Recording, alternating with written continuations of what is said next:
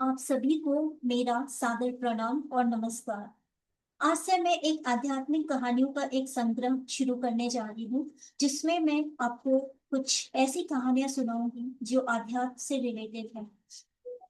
आध्यात्म होता क्या है? उपासना, जप, ध्यान, ये तीनों ही आत्मशोधन के लिए ही होते हैं। जितना किया जाता है उतना ही आत्म विकास होता है, बौद्धिक विकास होता है। लौकिक और परलौकिक संपदाएं इसी से है, इसी से मिलती है। साधना, उपासना, आराधना, इन तीनों के द्वारा ही हमें बहुत कुछ मिल जाता है। तो इन सभी को समझने के लिए हम कुछ कुछ कहानियां सुनेंगे, और उससे हम अध्यात्म को और उपासना को, जप को, ध्यान को समझने की ज्यादा गहराई से कोशिश करेंगे। तो मेरी आध्यात्मिक कहानियों का श्रृंखला मैं आज से शुरू करती हूँ। तो कृपया इस चैनल को सब्सक्राइब करें अगर आप भी आध्यात्म के पथ में आना चाहते हैं। तो मैं आज की कहानी मैं शुरू करती हूँ। एक संत, एक नाथ रामेश्वरम की यात्रा करने जा रहे थे और अपने घड़े में गंगा जल भरकर ले जा रहे थे। रास्ते में भगवान ने सोचा कि कम से कम मैं इसकी नीयत की परीक्षा तो ले ही लूं।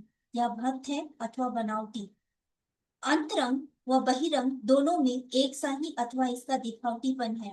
इसकी भक्ति की परीक्षा लेनी चाहिए। तो वे एक गधे के भेष को धारण करके रास्ते में पड़ गए। एक नाथ वहां से गुजरने लगे। उनके साथ में उनके शिष्य भी जा रहे थे।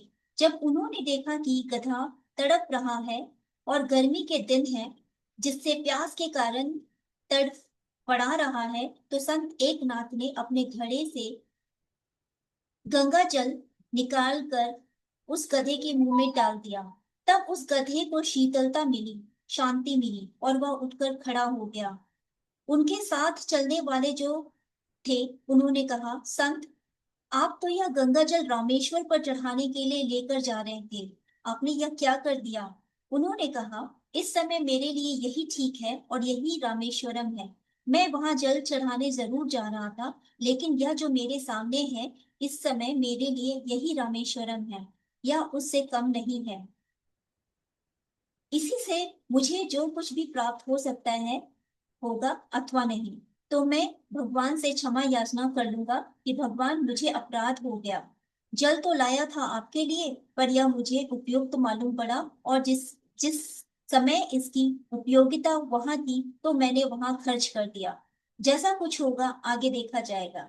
यह देखकर भगवान की आंखों में पानी आ गया, और वह जो गधे के रूप में थे उठकर खड़े हो गए, और उन्होंने कहा कि संत, तेरे लिए मैं रामेश्वरम से चलकर यहाँ आया हूँ। मैं ही रामेश्वरम हूँ। उन्होंने अपना असली रूप धारण किया और एक नाथ को छाती से लगा लिया, कलेजे से लगा लिया, और कहा, तेरा तप सार्थक है। संत अपने लिए नहीं, दूसरों के लिए जीता है, वह अपने लिए नहीं जीता है। हर हर महादेव।